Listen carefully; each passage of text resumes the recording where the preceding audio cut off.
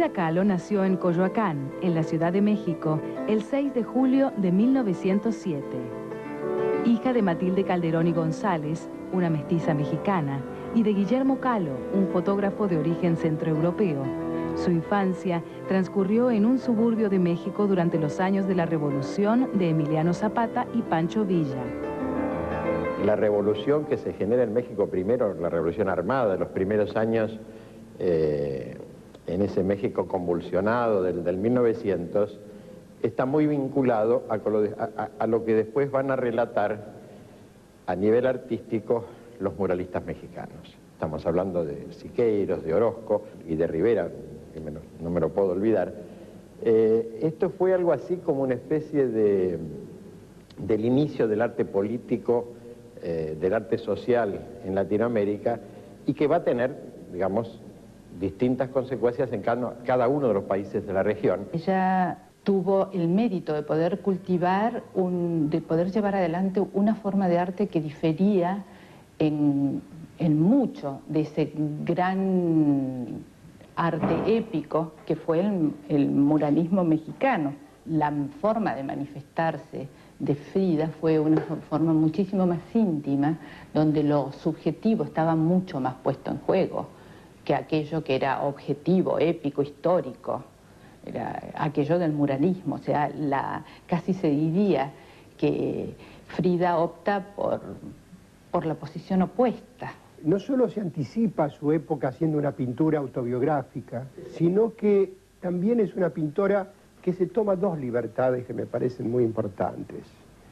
Primero, una libertad para combinar sus distintos orígenes. Su padre era de origen europeo y su madre era de origen mexicano, para combinar sus distintas lealtades, su lealtad a México, como lo veía, con todos sus problemas, y su lealtad a su ideología. A los 6 años, Frida contrajo poliomielitis, dando inicio a una trágica cadena de dolor físico y sufrimiento. Cuando tenía 18 años, el autobús que la llevaba de la escuela a su casa chocó con un tranvía y una barra de metal atravesó su cuerpo, fracturándole la pelvis y la columna vertebral. Sus padres, que intuitivamente la veían en su proyección, cuando ella tenía que quedar inmovilizada, acostada, le pusieron un espejo en el techo para que ella se pudiera ver y pudiera ser su propio modelo y pudiera pintarse. La recurrencia a su figura, a su físico, tiene que ver con su accidente. Es decir, ella no puede dejar en ningún momento de recordar el dolor que le produce su propio cuerpo. Ese es uno de los caminos de Frida, el camino del dolor, del sufrimiento, de saber soportar el dolor y sobrevivirlo y poder igual ser cálida, creativa, comunicativa. A partir de allí, Frida convivió con el dolor y la constante amenaza de la enfermedad y decidió abandonar la carrera de medicina para dedicarse a una actividad nueva para ella, la pintura. Un año después, realizaría sus primeros autorretratos que más tarde le darían una gran notoriedad. Es la primera que lleva en este siglo el arte del cuerpo y del sufrimiento, pero del cuerpo llevado hasta sus últimas instancias, quiero decir, del cuerpo abierto, y dejar los órganos expuestos, y de la manera que lo hacía Frida Kahlo, a través de la sangre misma y a través de referencias atroces y brutales, como es el cuerpo femenino en el momento del parto o desangrarse por un aborto. Llevar esos extremos a la categoría y al nivel de arte. Ella toma este desdoblamiento, esta permanente búsqueda de sí misma y de exploración a través de desarticular, armar y volver a desarmar y volver a armar la propia imagen. Es algo muy particular, es como una deconstrucción de sí misma. Creo que es parte de su gracia y de su locura. Creo que ha sido un modo de exorcizar la muerte, de mantenerse viva. Y su obra es autobiográfica y cada cuadro es una novela, y cada cuadro es una historia, y cada cuadro de algún modo nos deja un misterio, un enigma a resolver. En 1920, el secretario de Educación, José Vasconcelos, contrató a sueldo de albañil a pintores como Diego Rivera, David Alfaro Siqueiros y José Clemente Orozco para promover la creación de murales en iglesias, escuelas, bibliotecas y edificios públicos, iniciándose el famoso movimiento mexicano de muralistas. Frida asistía a la Escuela Nacional Preparatoria y allí conoció al hombre que sería fundamental en su vida, el ya prestigioso artista Diego Rivera, que realizaba un mural para la institución. En cuanto a los murales, tanto de Siqueiros, de Rivera como de Orozco, son sumamente importantes porque marcan este principio de lo social, porque marcan esta pintura o marcan estas artes visuales a través de la preocupación de lo que sucede en su país. Pero yo no sé si Rufino Tamayo o Frida Kahlo, que han pasado ya como por una especie de tamiz y en donde sublimando lo que sucedía políticamente en México, dan obras que quizá sean más profundas que las de los muralistas mexicanos. De ningún modo ella se dejó influir por el muralismo mexicano, del cual Rivera era uno de los grandes mentores, que fue el movimiento más representativo de América y que de algún modo podía haberla absorbido. Ella siempre continuó con sus pequeñas pinturas, con su lo que podríamos decir, lo que fue la crónica de su vida, que estuvo relatado en su obra.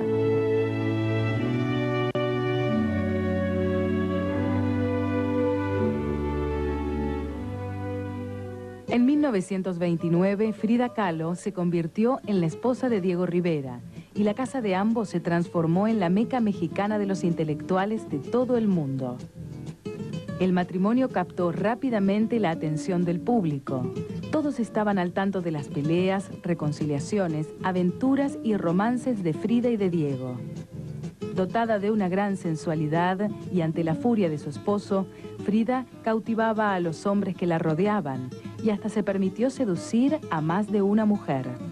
En 1929 se casa con Diego Rivera y ahí se inicia, digamos, una relación, yo diría casi delirante, de amor y odio al mismo tiempo. Era una pareja libre en donde cada uno tenía sus amigos y amigas. Ha tenido muchos hombres alrededor que no sabemos qué relaciones tuvieron con ella, como León Trotsky, pero que sin duda, o Breton, o el mismo Picasso, que habló de ella y la conoció, y dijo que era la mejor retratista de su época, hombres que no sabemos qué tipo de relaciones tuvieron con ella, pero que no importa, pero que evidentemente llegaron a un contacto y a una comunicación espiritual muy rica con ella. Los años 20 marcaron para la pintora el comienzo de su militancia política. En 1927 se afilió al Partido Comunista, pero 2 años después, Rivera, que era secretario general del partido, fue expulsado por tener actitudes rebeldes que molestaban a la ortodoxia comunista. Las idas y vueltas con el partido fueron una constante en la vida de Frida y de Diego. Rivera renuncia al Partido Comunista, renuncia y lo echan al mismo tiempo en los finales de los años 20, porque no coincide con la política del partido, y se emigran a los Estados Unidos. Si bien Diego la pinta a ella como una revolucionaria, mostrando sus armas y repartiendo armas, la política no creo que haya sido más que un simple refugio.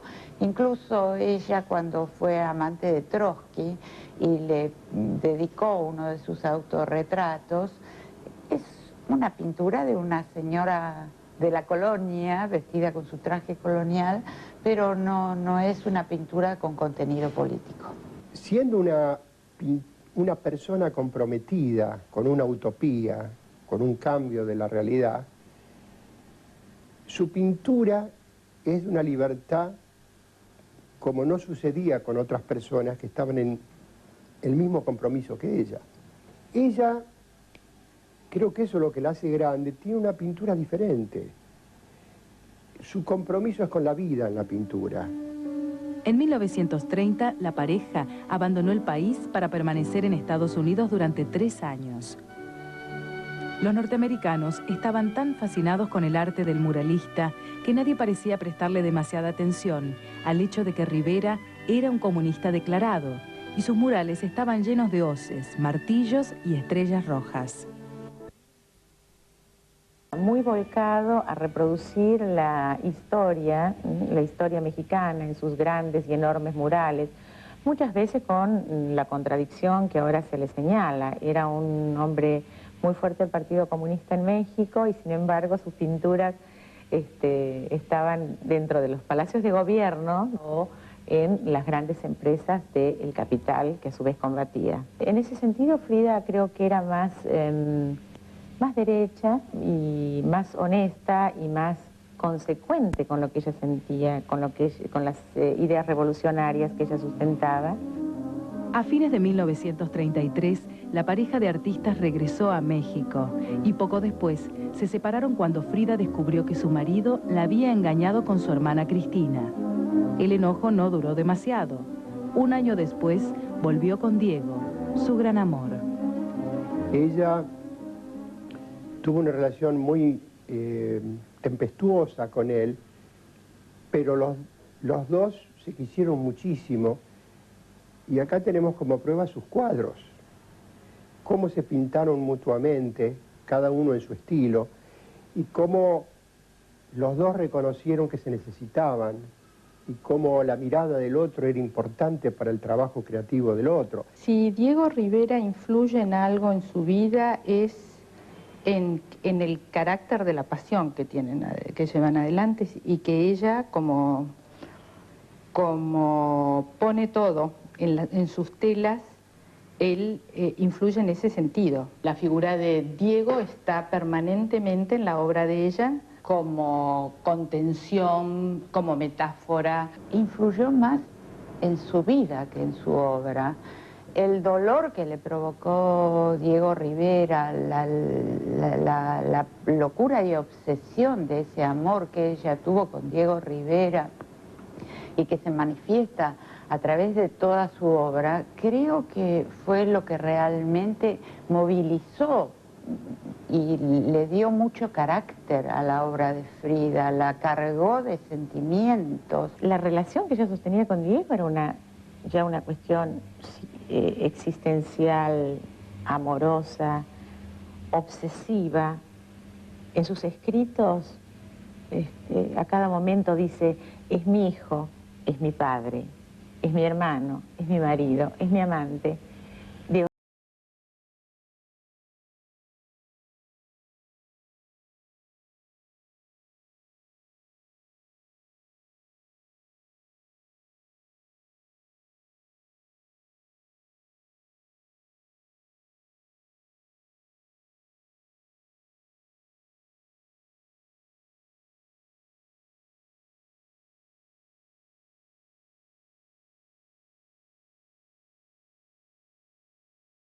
a México, ella y Rivera, que son pareja, ya en este momento son quienes lo alojan. Trotsky va a vivir a la casa de la familia de Frida. Le dan ese espacio y realmente ellos conviven con ellos más. Se sabe de la famosa historia de la relación. Ella era una terrible seductora y se ve que Trotsky no escapó a sus encantos. A fines de los años 30, Frida viajó a París, donde se conectó con el mundo de los surrealistas que tanto influyeron en su obra, como André Breton, Max Ernst, Paul Eluard, y conoció a los pintores Kandinsky y Picasso. Luego viajó a Nueva York y a su regreso a México se separó nuevamente de Rivera, con quien volvería a casarse al año siguiente.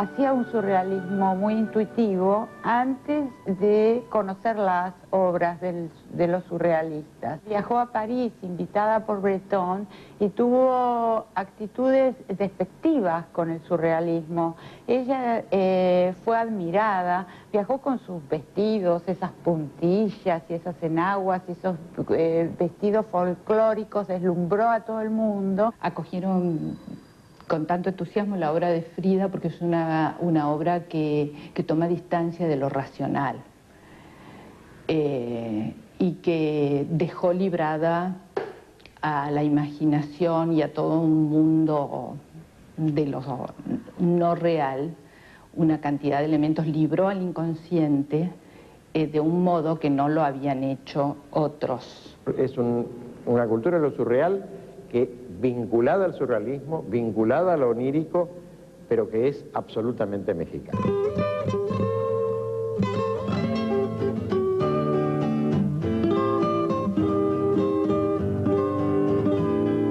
En 1940, luego de haber sufrido un atentado por parte de grupos estalinistas, entre los que se incluía el muralista David Siqueiros, León Trotsky fue asesinado. Debido al vínculo que los había unido, Frida fue arrestada e interrogada por considerársela sospechosa. En esa época, el estado de salud de Frida empeoraba cada vez más. Tenía que utilizar corsés y debía someterse a numerosas y dolorosísimas operaciones.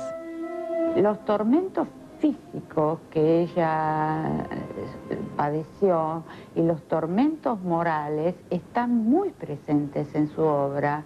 Su obra es eso esencialmente, el relato y la crónica de esos tormentos. El tema del dolor es una forma de sublimar, volver una y otra vez sobre el dolor es una forma de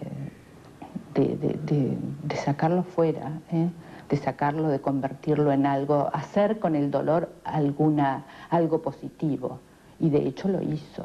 Esos 10 años que van de la escritura de los diarios encontrados hasta hace poco, que van del 44 al 50, mediados de los 40 hasta que muere en el 54, que son un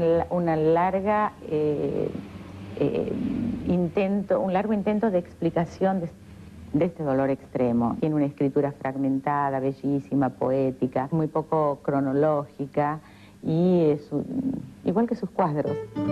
La relación entre Frida y Diego estuvo signada por los celos y la pasión. Hasta el final de su vida, Diego seguiría alimentando su imagen de mujeriego y a fines de los 40 mantuvo relaciones amorosas públicamente con la diva del cine mexicano, María Félix, aunque ella siempre negó haber aceptado esa relación.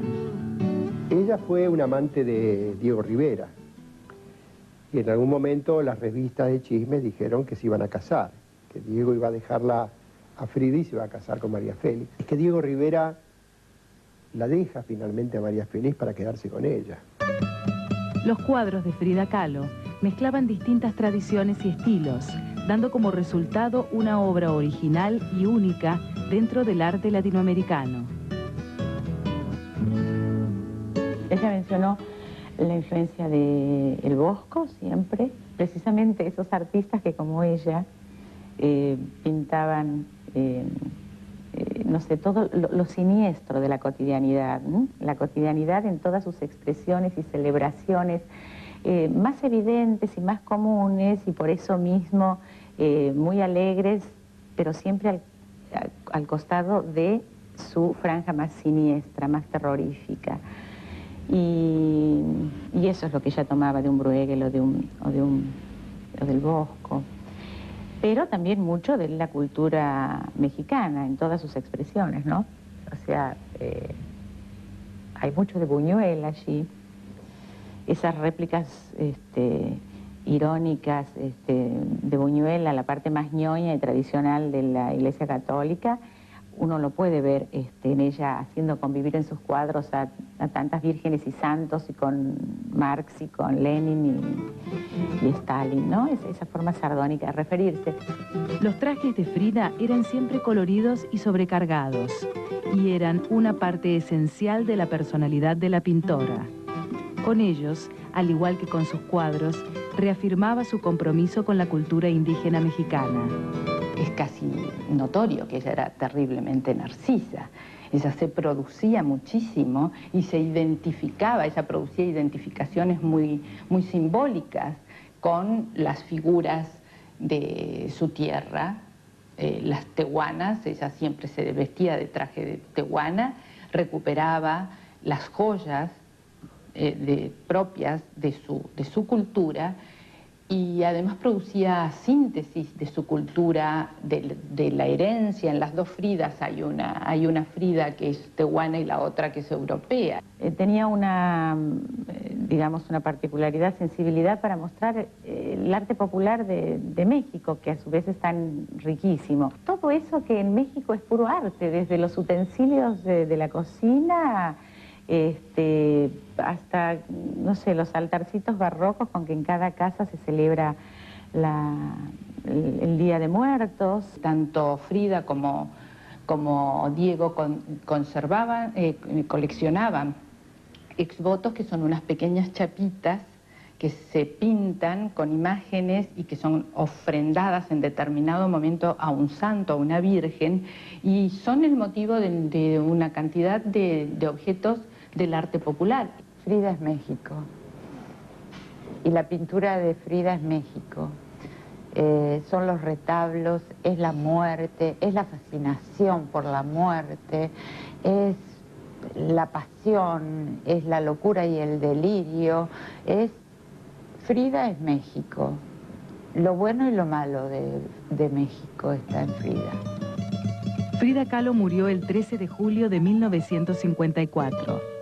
Un año antes, se había inaugurado la primera exposición de su obra en México, logrando un reconocimiento dentro del ambiente artístico de su país. Frida llegó a la muestra acostada en una camilla y vestida con su traje regional para instalarse en la galería rodeada de fotos de Rivera y de Stalin. En esa última foto de ella, que fue sacada de 1954, que fue sacada durante una manifestación que fue en contra de la intervención de Estados Unidos en Guatemala cuando el derrocamiento de Jacobo Arbenz. Ella está ya, se nota, muy cansada por ese sufrimiento que la ha hecho padecer toda la vida, y está envuelta con un pañuelo, parece una campesina realmente, y es una campesina europea, parece, y ya no es esa Frida rutilante, rumbosa, con las trenzas y tropical, con los loros o los monos a los costados, sino es esa mujer sufrida que aparece como vencida, y cada vez, y por supuesto, muchísimo menos arrogante, ¿no? Es casi como la oposición a las otras Fridas, ¿no? Y ella no se pintó nunca así. El tema de casi todos sus cuadros fue siempre ella misma. Realizó una fascinante obra autobiográfica desde 1926, cuando empezó a pintar, hasta 1954, cuando murió, a los 47 años. Al preguntársele por el significado de sus cuadros, Frida respondía: pinto mi propia realidad.